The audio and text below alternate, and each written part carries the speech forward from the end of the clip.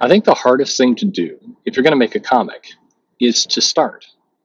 I think that in your head, you build up a lot of pressure to do it a certain way, ship it a certain way, draw it a certain way, write a certain way, etc. You build up a lot and you wind up giving away your own power of being able to actually create a comic book in that process.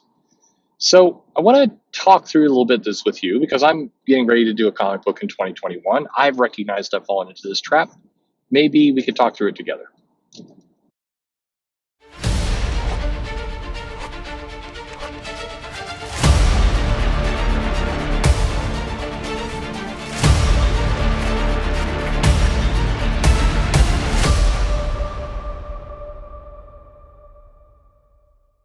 Hey, everybody, this is Perch. One of the things about business, if you're going to be a programmer or you're going to be an artist or you're going to be well, I mean, it doesn't work for everything. Like, you know, this won't work for being a doctor. But generally speaking, the best way to kind of get started and actually beat a lot of the competition is to do just that, get started. If you want to make a comic book, start with some paper, literally staple it together yourself, draw garbage on the page, hand letter. Don't go for any of that stuff. I think the tools and the systems, it's a trap. You can go onto YouTube or onto Google and lose yourself for months in learning how to make a comic. I mean, anything you want to do, you can learn how to do. But the problem is that a lot of the lessons, a lot of the teaching, first of all, YouTube videos that you especially use the stop motion to kind of show how something is done, it's a bit of a trick. They're showing off. What you're not seeing are the 20 takes to get to this point. You're not seeing the editing out of mistakes. You're seeing kind of a perfect rendition curated for you, and that can be intimidating. Especially when you start trying to follow those directions and you don't do it exactly right. Well, guess what? You are doing it like the person whose directions you're following did it. They edited out all of their mistakes. You're having to live with yours. So it's easy to kind of psych yourself out, give up, and just say, well, I clearly don't know what I'm doing. I'm never going to be as good as this person, and on it goes. It always strikes me as amazing that people will say, I want to draw comics. So I'm going to look at a bunch of Jim Lee work, or I'm going to look at John Byrne. Don't do that. Those guys are masters at the craft. I mean, maybe a good idea would be to go look at John Byrne when he first started. Look at early work of Jim Lee. Go look at the early stuff, and you'll see some of the same flaws that you have. You'll see some of the same learning, and it won't psych you out. Just start making a comic book. Like I said, this works for almost anything in life. Now, granted, if you want to be a doctor, don't like go find an animal and start cutting it open. That's sociopathic behavior. That's going to put you in jail. But many jobs, the best way to get good at them is to just start, just practice. There's rarely, you need to have the wherewithal to know when what you have to lose, right? So if you're, like I said, if you're doing comics, you're doing home improvements. If you're doing home improvements and you're curious what a wall color would look like, unless you're living in an apartment where you're not allowed to paint the walls, whatever you want. Go and find some paint, don't overthink it, and just start doing it. You can always paint over it. It's not a big deal. As long as you're willing to put in the work, you can always paint over it. Now, by contrast, if you're thinking, I would like to go ahead and replumb the house, so I'm just going to go and start cutting pipes, that's probably not a good idea. There's some things that take skill and some things that do not. Not skill. That's the wrong word. Everything takes skill, but for some things, there's more consequences than others. I think that where comics are concerned, one thing the comic industry is missing a lot right now are new people coming into it, trying to put comics and content out. If we had more content, more people doing this, we wouldn't fall into the same kind of weird traps that are arguably holding this industry back. So it's better, let's get more material out. Now, here's the next problem is once you've done that, what do you do with it? So you can certainly print it. You can print it yourself. You could take it to cons. You can give out little mini comics. You could do any of that kind of stuff. No problem. You can also scan it, put it up digitally.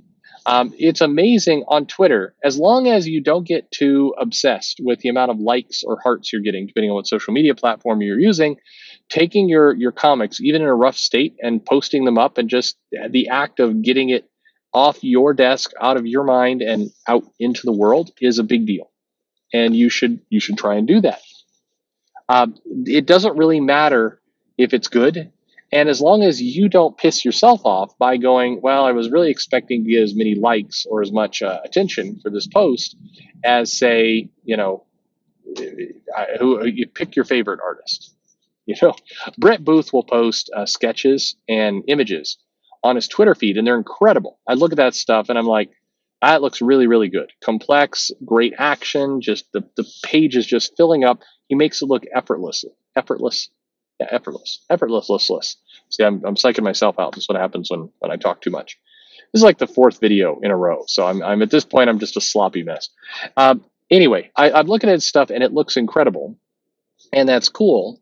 But I find more often than not that if I'm trying to inspire myself to get up and go, and looking at some of these incredible artists right before I start drawing is not a good plan.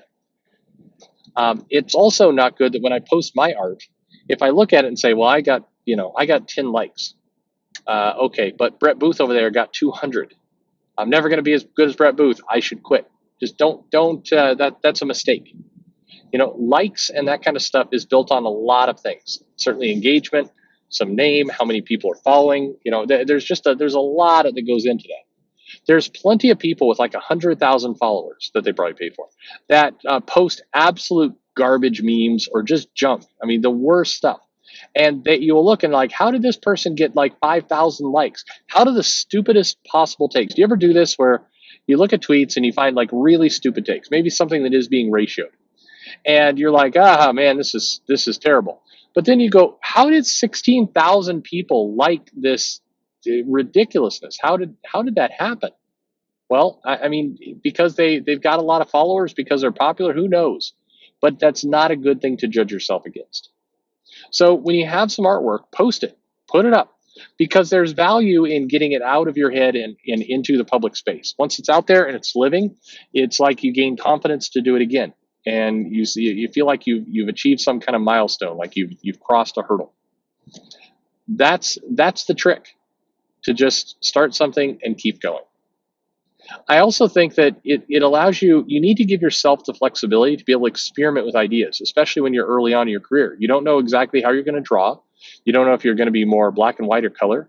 You don't know if you're going to do more horror work or sci-fi or action or cape or whatever else. And the only way to really understand what you love and what you're good at and what's naturally going to work for you is to just make a lot of it. And what comes natural, what's easier. That's the trick. So I really want to challenge you and inspire you to just get out there and post something. And here's the thing, even if you don't have a dream of producing a comic book, why not just, take the time, grab a pen, and make yourself a cartoon. You, the person who's listening to this, I have no drawing skills, not an excuse. Just try something. Do stick figures. Post it up. Let's see what you got. It's fun. There's something good about sharing ideas like that. And I feel the more ideas that get shared out there, the less we're going to share the nonsense. the more people, the more material out there, the less garbage we're going to get. So anyway, that's what I think. I just, if you have a dream, do it. Don't worry about the consequence. If you have that one epic idea, you have like that one great story in your mind, okay, then hold on to that one. Wait until you've done some more, practice, get some other comics out there, put out some garbage, and wait to give your great idea until you can do it the justice, your great idea deserves. But don't wait for the talent to magically kind of, enter your body before you start, because that won't happen. It's not going to work. There's no mutant powers for that. Anyway, let me know your comments below what you think is a good idea. How do you get yourself started when you want to create something? Like, subscribe, follow me on Twitter or Facebook, Comic Perch, and thanks for listening.